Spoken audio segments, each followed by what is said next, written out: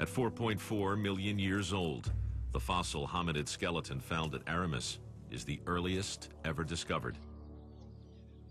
These fossilized bones belong to a creature that lived and died 100,000 generations before Lucy was even born. All that time has taken a heavy toll on the fossil skeleton. Even some of the teeth have been crushed and distorted.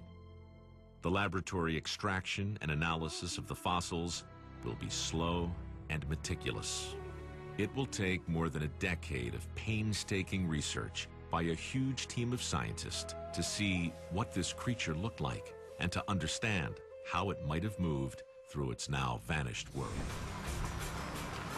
At the end of each field season, the researchers take their fossil finds back to Ethiopia's National Museum in Addis Ababa for safekeeping, cleaning, and analysis.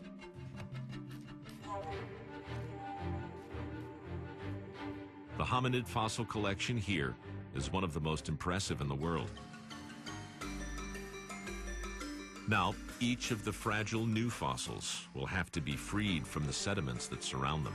The scientists take extreme care not to damage the fossils during the cleaning process. Hours, sometimes weeks, are spent working on a single piece. We couldn't even lift the bones without putting plaster jackets around. This is one of the ribs. We used a lot of hardener in the field to cement this rib and the matrix in place so it wouldn't move in transport to the lab. Now, to study the rib and to piece the various pieces back together again, we have to remove this matrix. The time invested in this stage of the project is remarkable. The painstaking work to safely free the fossil bones from the surrounding matrix takes over 3.5 years.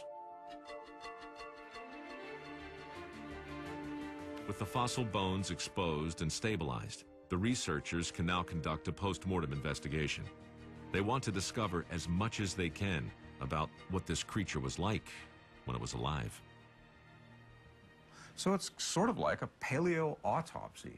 And to run that autopsy, one of the first things you want to establish is this a male or a female? For that, we can go to the canine teeth. We have this complete lower dentition. The smallest canine of any Ardipithecus found is in this individual. Very strong indication that she was a female. We know that she was an adult when she died because her molars had been fully erupted and were hardly in wear. So a young adult female. Ardi and her 2 companions head for the University of Tokyo. Here, Suwa will probe her skeleton with one of the world's most powerful CT scan machines. This equipment will let them make high-resolution slices through Ardi's bones and teeth without damaging the fossils. They'll be able to digitally reassemble Ardi's crushed skull and even measure the size of her brain. They're also looking for clues to the greatest question of all. Did Ardipithecus walk on 2 legs? The pelvis reconstruction has confirmed that Ardipithecus was bipedal, a major step forward in the investigation.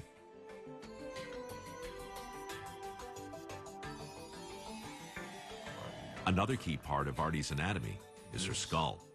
An accurate reconstruction of the skull could provide the scientist with a number of insights, including the size of Ardi's brain. Once again, the original fossils in Africa are the starting point, and once again, the collaboration would span the globe.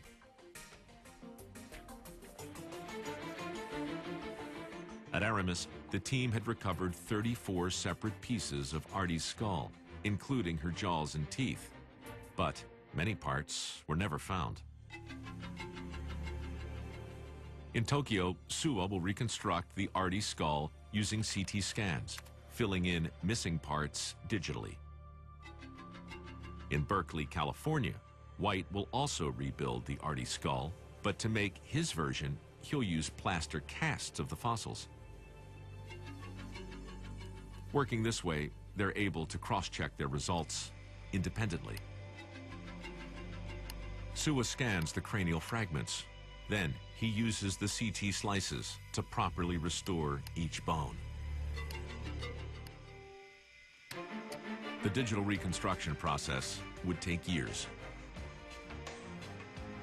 Finally, a composite CD assembly is output from a computer as a 3D plastic version called a stereolith. Suwa sends it to Tim White in Berkeley. So this restoration was accomplished digitally in Tokyo. This restoration was accomplished physically here in Berkeley. When we compare these two independent reconstructions, we're seeing effectively the same face.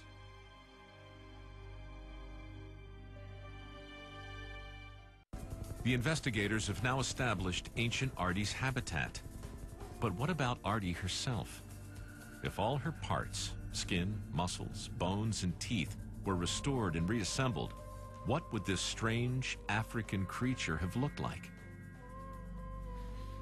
To bring Ardi back to life, the project now turns to one of the world's greatest natural history artists, J. Maternus. It's a privilege and a challenge.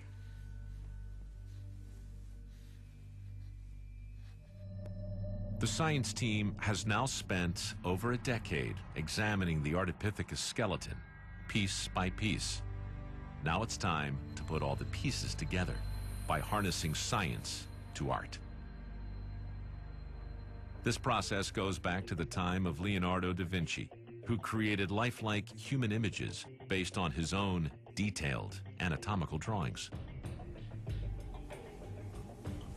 Now, using the same technique, one of today's most accomplished natural history artists takes on a creature da Vinci could have never imagined. For illustrator J. Maternus, the challenge of creating the first lifelike scientific drawings of Ardi has become a passion. Right now, of course, Ardi has consumed all of my attention because it's so demanding. And as I say, is such an outstanding fossil, the significance of which is profound.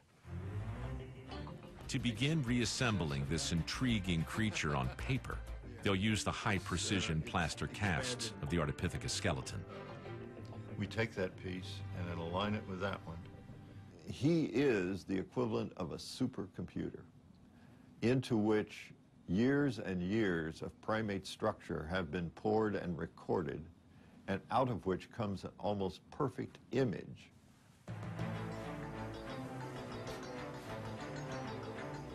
Maternus begins his portraits of Ardi by creating highly detailed drawings of each of the dozens of individual fossil casts. The fragments of her skull, her crushed pelvis, her grasping toe and hand bones.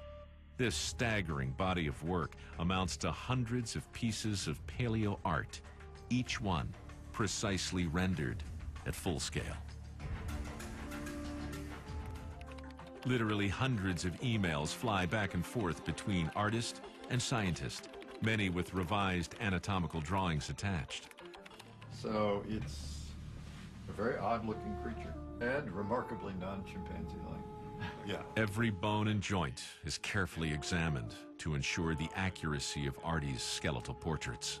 Trapezoid. Oh, Yeah. that's What's the next step, do you think?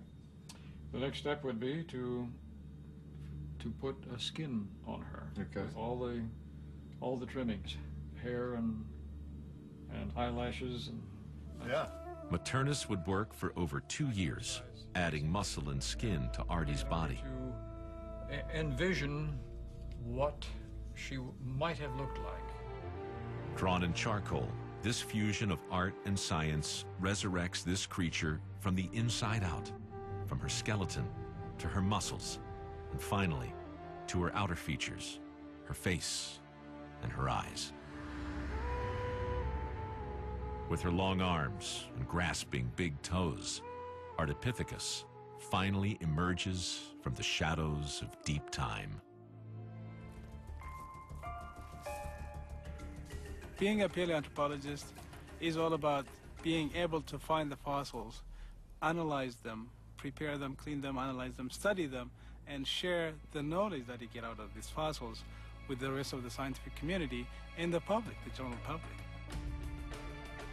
For years to come, scientists from around the world will sift through fossil evidence gathered during the decades of research by the Middle Awash team and other groups as well. But why are these discoveries important today? Virtually every culture on Earth has its own origins myth. And in fact, these origin myths are people's stories about how the world was formed and how they got on the world. But now we can move beyond myth. We can move beyond fairy tale. We can move, guided by evidence, to what really happened in our past. A century and a half ago, Darwin's critics pointed to the huge differences between living apes and humans as evidence of a fatal flaw in his theory that humans evolved. Cartoonists at the time satirized Darwin as a deluded, half-chimp, half-human creature.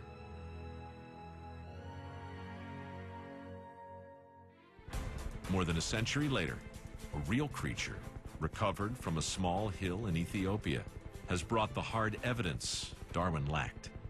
Ardipithecus has finally removed the barrier once thought to separate us from the rest of the living world. And in this valley, we have found our roots. We've been able to trace those roots for 6 million years into the past and to put together a record of human evolution that is not only comprehensive, it's also very clear and is very compelling. We evolved. Evolution has produced a tree filled with branches, not a chain of links. Today, Homo sapiens is just one twig on life's vast and spreading tree. Even though Ardipithecus lived far back along our branch of the family tree, it already had important traits found today only in our species. Ardipithecus shows that we did not evolve from chimpanzees, and it also reveals that we were not created apart from the rest of life on Earth. We humans evolved as part of the natural world, just like all other animals.